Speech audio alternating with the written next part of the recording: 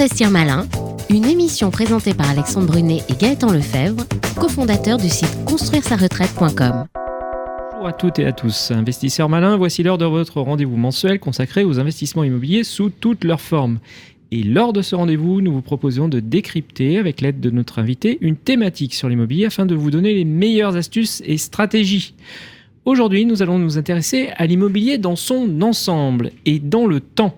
En effet, l'immobilier s'inscrit sur un temps long. Vous le savez tous, on n'achète pas de l'immobilier comme un paquet de pâtes. L'immobilier, c'est avant tout une affaire de raison, de chiffres et de perspectives, Gaëtan. En effet, Alexandre, il y a une actualité très forte sur l'immobilier depuis des décennies, dans les médias, des professionnels, etc. Mais là, ça bouge encore plus. Ça bouge encore plus et on peut avoir du mal à distinguer le bon grain de l'ivraie et de distinguer les informations réellement indépendantes ou biaisées par des intérêts commerciaux. Pour nous donner un point de vue indépendant, c'est son credo, nous avons le plaisir de recevoir David Lelon, qui est un passionné d'immobilier, bien sûr, mais aussi le fondateur d'immobilierdanger.com. Bonjour David Lelon. Bonjour. Merci d'avoir accepté notre invitation. Alors nous avons plein de questions pour vous. Alors tout d'abord, vous êtes passionné d'immobilier et vous créez le site immobilier-danger.com en 2008 parce que l'immobilier, c'est un danger ? Eh ben, merci pour l'invitation. Alors oui, le site, il a un titre un peu provocateur. C'est que quand j'ai commencé à m'intéresser à l'immobilier, tout le monde me disait il faut acheter, ça peut être que gagnant. L'immobilier, ça fait que de monter. Et moi, je suis une formation scientifique, donc je crois que ce que je vois, donc j'ai commencé à regarder un petit peu ce qui se passe et je me suis rendu compte qu'en fait, l'immobilier, c'est bien pour gagner de l'argent, on peut développer son patrimoine, mais c'est pas gagnant à tous les coups. On peut pas faire n'importe quoi et il faut quand même réfléchir un petit peu avant son projet. Il y a différentes stratégies à mettre en place. Et notamment en pleine période de bulle immobilière, comme c'était le cas en 2008, au moment où moi j'ai commencé à chercher sur le marché pour acheter une résidence principale en 2007-2008. Et je me suis rendu compte qu'il y avait des choses qui allaient pas avec le discours super positif qu'il y avait dans les médias. Ça sent le vécu, donc. Voilà. Disons que voilà, j'ai commencé à partager des informations sur mon site en partageant ce que moi j'observais sur le marché, mes recherches. J'ai passé du temps notamment à faire des comparaisons achat-location. Et c'est là que je me suis rendu compte qu'on avait tendance à mettre un peu trop l'achat en avant et de se dire que finalement la location, il y a aussi des avantages et qu'il faut un certain temps en fait avant que l'achat soit rentable, et ça on a tendance à trop le minimiser, notamment je pense pour les Parisiens qui ont des prix très élevés par rapport au loyer, et il peut y avoir beaucoup d'années avant de le rentabiliser. Donc ça, après il y a des simulateurs qui le font très bien, qui permettent de rentrer tous les frais à l'achat, à la location et de... Très bien. Alors, immobilier, danger, donc précaution, c'est quand même le message. Aujourd'hui, nous sommes en 2024, avec tout ce contexte lié à la difficulté de financer l'acquisition du bien immobilier, d'un côté pour les acheteurs, puis une inflation de tous les travaux et équipements dus aux nouvelles normes, de plus en plus sévères, des prix qui ne baissent pas autant du côté des vendeurs, parce que c'est toujours un peu difficile de baisser son prix. Bref, un marché qui s'est grippé. Ça, je pense qu'on peut le dire. Donc, David Lelon, on a besoin un peu de votre vision et de vos perspectives. Qu'est-ce que l'on fait ? On attend des jours meilleurs ? On saisit des opportunités ? C'est quoi votre vue ? C'est sûr que le contexte, il était beaucoup plus difficile au fur et à mesure que l'année 2023 s'est écoulée, avec les taux qui montaient, les prix qui avaient du mal à baisser. Ça a été de plus en plus compliqué. On voit que le marché, il a ralenti vraiment progressivement depuis l'été 2022. Oui. Et du coup, aujourd'hui, quelqu'un qui veut acheter sa résidence principale ou investir, il a beaucoup moins le droit à l'erreur. Quand le marché est euphorique, on peut, entre guillemets, acheter un peu n'importe quoi, on a de fortes chances de s'en sortir. Quand le marché est un peu plus compliqué comme en ce moment, il faut faire un peu plus attention, et c'est là où il faut être vigilant et bien s'informer avant. Alors, est-ce qu'on achète ou on n'achète pas ? Est-ce qu'on attend ? Qu'est-ce qu'on fait ? Moi, je pense que ceux qui connaissent très bien leur marché, qui connaissent les prix actuels, et pas ceux d'il y a 2 ans, 2 ou 3 ans, quand les taux étaient à 1%, c'est bien là qu'il faut faire la différence. Mais celui qui est capable de bien analyser son marché et d'avoir les bons retours, il a la capacité aujourd'hui d'aller bien négocier les prix. Des choses qu'on voyait plus quand le marché était très porté par une forte demande avec très peu d'offres. Aujourd'hui, on voit qu'il y a des taux de négociation qui remontent beaucoup. Moi, j'ai beaucoup de retours par rapport au prix affiché de moins 10, voire moins 15%, qui sont des offres qui sont régulièrement faites. Mais donc on paye l'argent un petit peu plus cher. Et on paye plus cher, on ne peut pas tout avoir. Donc ce qu'il faut se dire, c'est qu'aujourd'hui, on a la capacité de négocier les prix Et potentiellement, il y a de fortes chances de pouvoir renégocier son taux à la baisse dans quelques années. Si tout va bien, ça sera dans 2-3 ans. Ça peut être dans plus longtemps si ça va mal. Mais la chose que vous ne pouvez pas refaire, c'est renégocier votre prix d'achat. Ouais. Et donc aujourd'hui, quand le marché est plus tendu, qu'il y a moins de demandes, il y a plus de marge de négociation. Donc il va peut-être avoir un meilleur prix maintenant que si jamais demain les taux rebaissent, que le marché repart. Il y aura beaucoup plus de demandes et les marges de négociation seront beaucoup plus faibles. Alors on le sent, donc la balle, elle est plutôt dans le camp des négociateurs. Donc il y a des opportunités. Alors on constate aussi une augmentation de l'achat de biens classés F et G au niveau du DPE là. Et certains propriétaires ne peuvent pas en fait réaliser les travaux de rénovation pour pouvoir continuer à les louer. Alors pour vous, est-ce que c'est un bon plan de s'orienter vers ce type de logement classé FG ou c'est risqué ? Oui, ça fait partie des opportunités qui sont offertes en fait à chaque fois qu'il y a un déchamboulement un peu sur le marché, comme la sortie des passoires énergétiques du marché locatif. Ça crée des opportunités pour ceux qui vont bien connaître ce marché, qui vont être capables d'estimer le montant des travaux pour gagner des classes de DPE. Et dans ce cas-là, il y a possibilités. C'est notamment sur ce type de bien qu'on voit que les taux de négociation sont les plus forts en ce moment. Il y a beaucoup de propriétaires qui se disent soit j'ai pas envie de gérer des travaux, soit je sais pas comment faire, soit j'ai pas le budget pour gérer des travaux tout de suite. Et du coup, ils se disent si mon bien je peux plus le louer, moi je vais m'en débarrasser, je vais le vendre le plus vite possible. Donc c'est là qu'il y a des belles négociations à faire dessus. Et avec les travaux de rénovation énergétique, il y a des possibilités après d'avoir des logements avec une meilleure rentabilité que si vous l'achetez directement avec une classe C ou D aujourd'hui. Alors, la question un peu provocatrice du mois, vous aimez bien les chiffres, ça tombe bien, nous aussi. Au même titre, je dirais que nous avons eu le fameux vulcanologue Haroun Taziaf qui avait cette capacité à prédire des explosions de volcans une fois qu'ils étaient arrivés. Eh bien, nous avons l'économiste Jacques Frigit qui nous prédit un crack immobilier depuis au moins 2002. Donc ça fait un petit bout de temps, donc année de sortie de son fameux tunnel du ratio entre l'indice finalement du logement et le revenu des ménages. Alors évidemment, c'est une idée qui est intéressante de regarder cet indicateur, mais vous aurez constaté que le marché IMO est quand même cyclique sur un temps long. La plupart du temps. Donc, nécessairement, un jour, il aura raison. Et puis, la baisse commence de s'amorcer. Donc, vous évoquez sa théorie sur votre site et merci pour ça. Parce que ça nous permet de voir le problème un petit peu plus dans sa globalité avec des paramètres un peu macroéconomiques. Mais est-ce que vous ne pensez pas que la réalité des prix, la situation immobilière en France est par nature beaucoup plus multifactorielle que d'intégrer uniquement ces deux paramètres ? Si, c'est beaucoup plus complexe que ça, mais moi, quand j'ai commencé à m'intéresser à l'immobilier en 2007, je me suis dit, mais il y a quelque chose qui ne va pas, comment c'est possible que les prix soient si élevés par rapport aux revenus, comment font les autres pour acheter. Et j'ai commencé à chercher un peu des chiffres, savoir si ça avait toujours été comme ça, et c'est là que j'ai découvert ces travaux, notamment la fameuse courbe du ratio des prix par rapport aux revenus. Oui. Et du coup, là, on se dit, oui, il y a quelque chose qui cloche, c'est en train de complètement décoller, il n'y a plus personne qui peut acheter, comment ça va se passer. Donc, mais ça fait 20 ans quand même. Voilà, ça fait 20 ans. Ça a commencé, c'était en 2005-2006, ça a commencé à surchauffer un peu, jusqu'à 2008-2009, où ça a été vraiment le pic. Et du coup, analyser le passé, c'est bien. Ça permet de voir un peu où on se situe l'état actuel. Par contre, ça ne peut pas prédire l'avenir. C'est ça. Et il y a des facteurs, notamment sur cette courbe. Moi, au tout début, pendant longtemps, les prix vont forcément exploser, ça va chuter. Ça ne peut pas faire autrement. Sauf que le danger avec cette courbe, c'est qu'elle n'intègre pas du tout les conditions de financement. C'est ça. Donc quand vous avez un taux à 4 ou 5% ou un taux à 1%, c'est plus pareil. Ça modifie. Et donc moi, depuis une dizaine d'années, je regarde beaucoup plus dans les mêmes travaux, mais qui sont moins connus. Il y a une courbe d'évolution, c'est la durée qu'il faut pour acheter le même logement avec le même effort financier. C'est-à-dire, je prends un taux d'endettement de 35% avec les revenus actuels. Combien de temps il me faut pour acheter toujours le même logement avec les mêmes caractéristiques.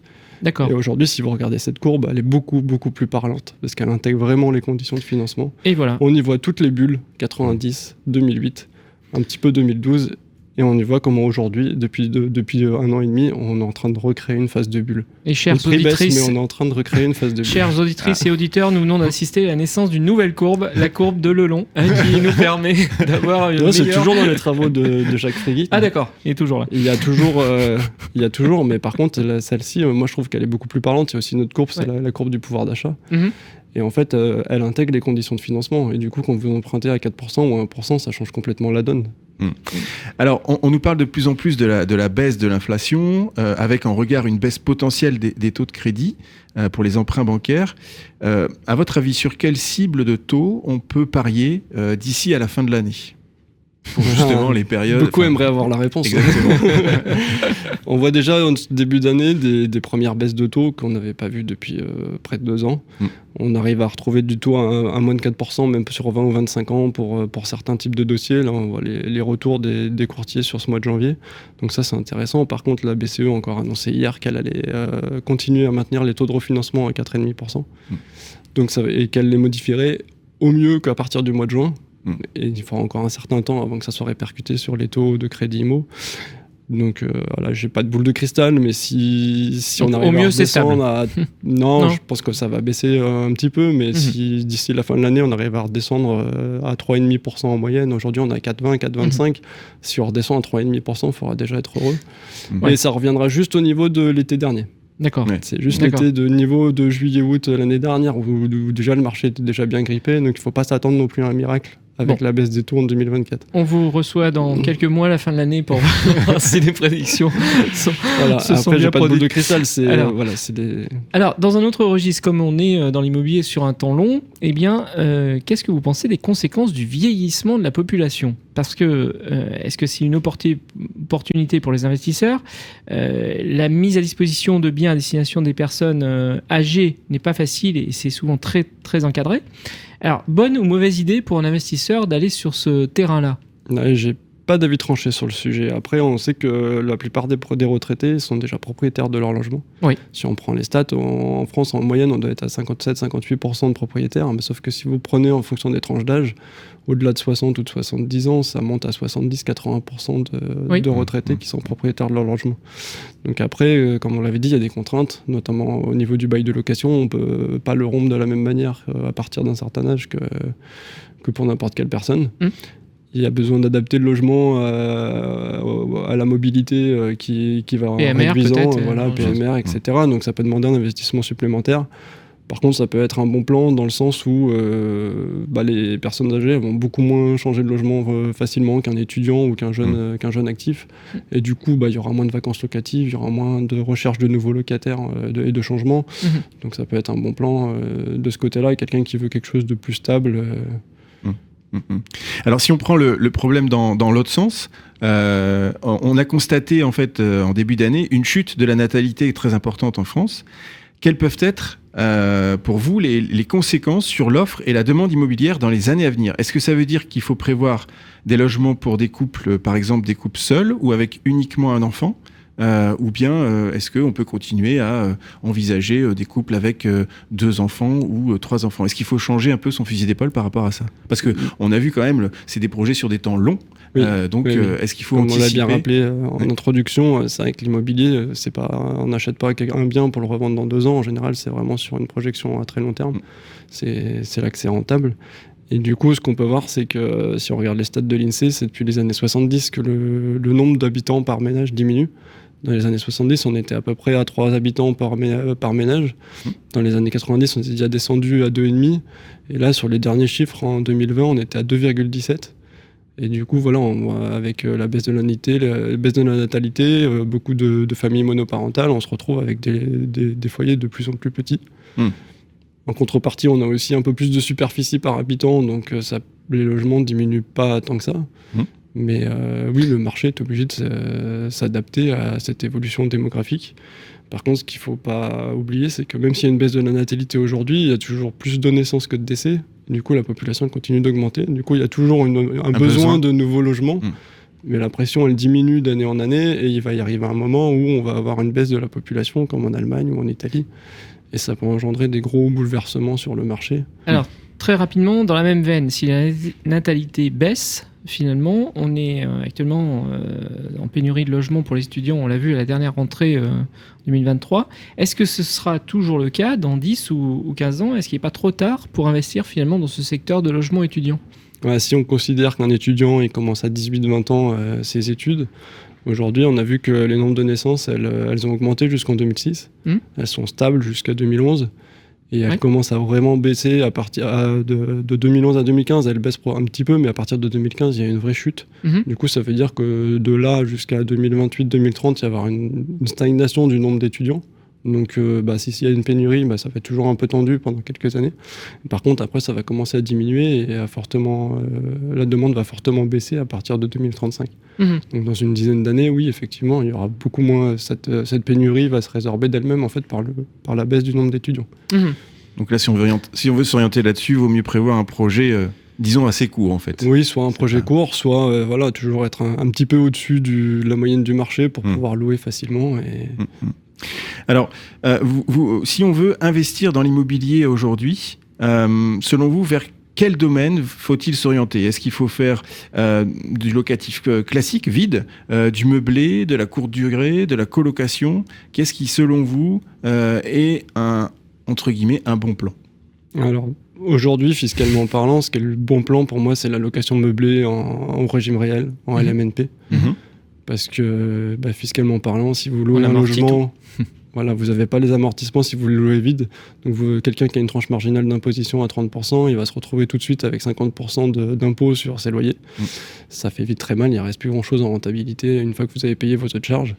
Alors qu'en LMNP, vous pouvez amortir le prix du bien et certains frais d'achat et qui vous permettent de ne pas payer d'impôt pendant un moment. Alors certes, après, il y a la location courte durée qui peut être beaucoup plus rentable sur les loyers, mais qui est beaucoup plus chronophage. Donc ça dépend comment vous comptez votre temps de travail dedans. Si vous avez beaucoup de temps à perdre, entre guillemets, ou à investir là-dedans, ça peut être un peu plus intéressant sur un moment, mais moi je conseillerais plutôt de partir sur un investissement long terme, quitte à faire un peu de location courte durée quand vous en avez la possibilité pour booster un peu le rendement.